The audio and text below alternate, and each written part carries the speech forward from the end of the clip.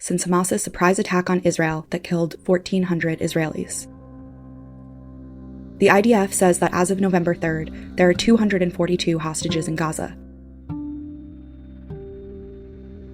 It's also been almost a month of Israeli retaliation, air raids and ground operations in the Gaza Strip, which have killed almost 10,000 Palestinians, destroyed infrastructure, and severely limited basic necessities like food, water, medicine, and internet access. Palestinian civilians in the Gaza Strip aren't the only ones suffering from Israeli retaliation. Palestinians in the West Bank are facing rapidly escalating conditions from settler-soldier militias that include violence, harassment, property destruction, and threats of evacuation. If you're familiar with Unsettled, you may remember our previous reporting on one of the sections of the West Bank called Area C, and more specifically, the South Hebron Hills and Masafer Yatta. Before we share updates from the ground, we wanted to start with some context for any new listeners. And if you're feeling overwhelmed by the many terms and places mentioned throughout this episode, we encourage you to go listen to the Unsettled Essentials South Hebron Hills Masafer Yatta playlist that's linked in our show notes. Okay, here's some things that are helpful to know. Since the Oslo Peace Accords in 1993, the West Bank has been divided into 3 different sections, Areas A, B, and C. Area A was given fully to the Palestinian Authority, so the PA has full civil and security control in Area A. In practice, the Israeli army still goes into Area A and still carries out security operations in Area A, but on paper it's under full Palestinian control. This is Oriel Eisner, Director of On-the-Ground Organizing at the Center for Jewish Nonviolence, or CJNV. Area B is under Palestinian civil control and Israeli security control, and Area C, which makes up just over 60% of the West Bank, is under full Israeli civilian and security control. It's where there's a few 100,000 Palestinians who are living under full Israeli control, but as West Bank residents, of course, not as Israeli citizens. Area C is where all of the settlements are, and also all of the outposts. So settlements are illegal under international law, but legal under Israeli law, have been given approval by the Knesset, are connected to the full Israeli infrastructure, and recognized as like any other community, neighborhood, town in Israel proper. Outposts don't have official recognition by Israel, but are often still connected to electricity and water systems, but are technically illegal under Israeli law. So Area C is where all of those sorts of settlements and outposts are located, and often very close to Palestinian communities because they're set up to strategically try and annex the land or take over the land, or block Palestinian communities from connecting to each other, prevent rural Palestinian areas from connecting to urban Palestinian areas. And there's a long history of violence and harassment at the hands of settlers and also at the army, which makes life pretty miserable in Area C. Since October 7th, the situation has escalated dramatically. According to the United Nations, at least 132 Palestinians in the West Bank have been killed since October 7th. This number of deaths is close to the number of Palestinians killed in the West Bank during all of 2022, 158. The settler violence and harassment has really gone completely out of control, and communities are facing daily and nightly raids by settlers. One of the major shifts is that since October 7th, led by Itamar Ben-Gvir, settlers have been given full approval, or even mandate, you can say, to act as the security forces in the West Bank. Itamar Ben-Gvir is a far-right member of the Israeli parliament, leader of the Jewish Power Party, and the Minister of National Security. So some settlers have been drafted into reserve duty and are carrying out that reserve duty in Area C. Some have been brought into the civilian security teams that Ben-Gvir has set up and are given military weapons and military equipment, but aren't technically reserve duty soldiers. But what it means in practice is that at any given moment you have these sort of settler soldier militias wandering the hillsides of the West Bank and wreaking havoc in Palestinian communities, violently harassing and beating people, ransacking homes, destroying water systems, puncturing water tanks, cutting electricity lines, destroying solar panels, setting houses on fire. I mean, the list goes on and on and on. And all those sorts of things happened to some degree before October 7th, but like I was saying, it's just gone completely out of control. I mean, a number of different groups of activists who are in touch regularly with Palestinian communities and get updates on what's going on, and it's nonstop every single day what's happening. Oriel is part of a community of activists, some international, some Israeli, who have been working for years with Palestinians in a region of Area C known as the South Hebron Hills. Up until recently, they would accompany Palestinian shepherds while they were grazing their sheep, walk with Palestinian children on their way to school, and even stay overnight in the villages there, what Oriel calls protective presence. But after October 7th, Oriel said that attempts by activists are more dangerous because of the settler-soldier militias, and that they're evaluating the best way to support Palestinians in the West Bank amidst a rapidly developing situation. Already, just in the South Hebron Hills, where most of my time is spent and where CJNV's work is, there are 5 communities that have been fully expelled, and another sizable handful of communities that have families that have left, some that have stayed, many communities that are really on the edge of being forced to leave for fear for their lives in immediate sense, or also just because life has been made completely unlivable. One of the villages in the South Hebron Hills is called Susia. Palestinians in Susia have faced multiple expulsions, the first in 1986. Last week, we heard from Hamdan Mohammed, an activist from Susia. Susia village, it's the houses there, it's similar structure, and the roof of the houses, it's from iron roof. And there's also a tent and a few caves. Before there was many caves, the people that was live inside the caves before the Israeli government came and destroyed all the caves. There's also a tent. Yeah. Susia village, it's The houses there, it's simple structure, and the roof of the houses it's from iron roof, and there's also a tent and a few caves. Before there was many caves, the people they was live inside the caves before the Israeli government came and destroyed all the caves, just stay few caves. The people there, they are farmer people. Just they know grazing the sheep and plant the land, and also they have olive trees and the grapes trees like this.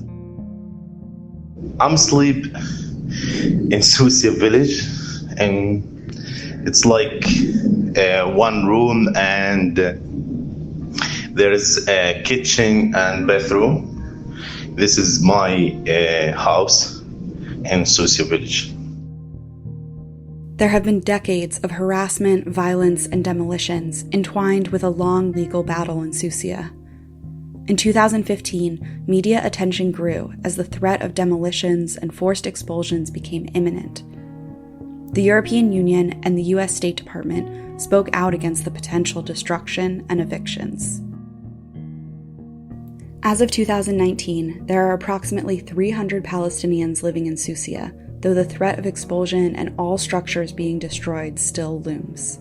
And in the past few weeks, they have become a target of violent threats from settler soldier militias. In 16th of October, the settlers with the army, they came and start to look at the entrance of Susia and destroyed the trees, the olive trees, and also destroyed the water well. But that same water well, we digging on the ground and collected the water rain.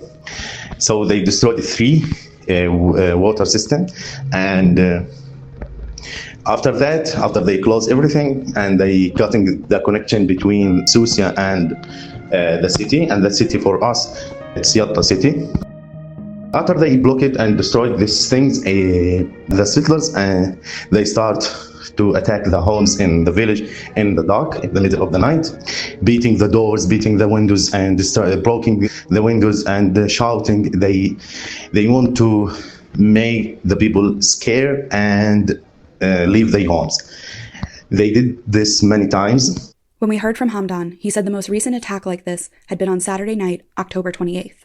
They came in the middle of the night in the dark.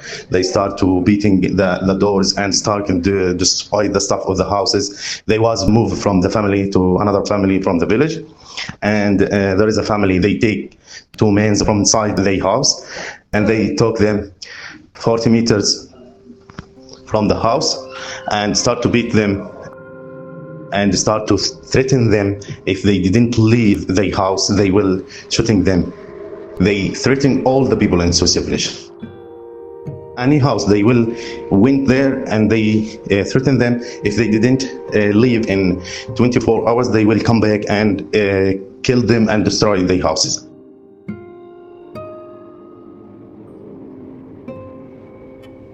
My kids, it's so small, and my son, he's 6 years old.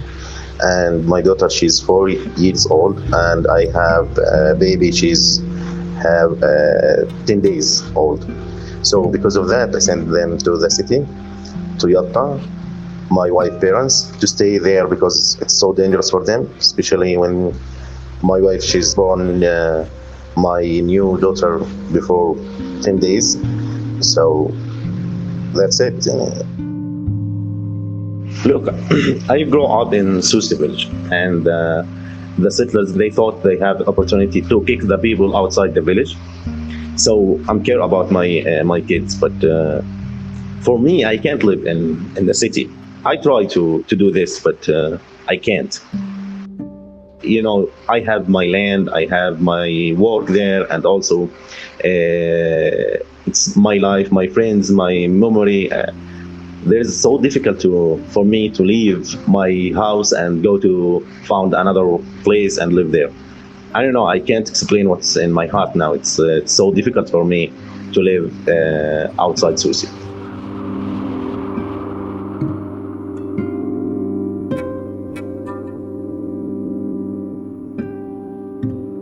According to B'Tselem, an Israel-based human rights organization, as of November 5th, 15 Palestinian communities in Area C, in their entirety, have been forcibly displaced since October 7th. This amounts to more than 800 people who have had to leave their homes. Oriel Eisner of the Center for Jewish Nonviolence says this forcible transfer is part and parcel of an Israeli policy to push Palestinians out of Area C. Israeli policy in Area C historically has been to move Palestinians into more concentrated urban areas. Basically clear Area C of Palestinians, move them into areas A and B, and then be able to continue the expansion of settlements in Area C and eventually turn it fully into Israel with as little Palestinian presence as possible. That was done through three main systems: settlers, the army, and the Israeli civil administration. The civil administration was in charge of civilian matters, is in charge of civilian matters, building permits, connecting communities to water, electricity, and they systematically rejected any Palestinian requests to build or any Palestinian requests to have master plans approved, which would give them access to water and electricity. And coupled with that, regularly carried out demolitions against Palestinian communities.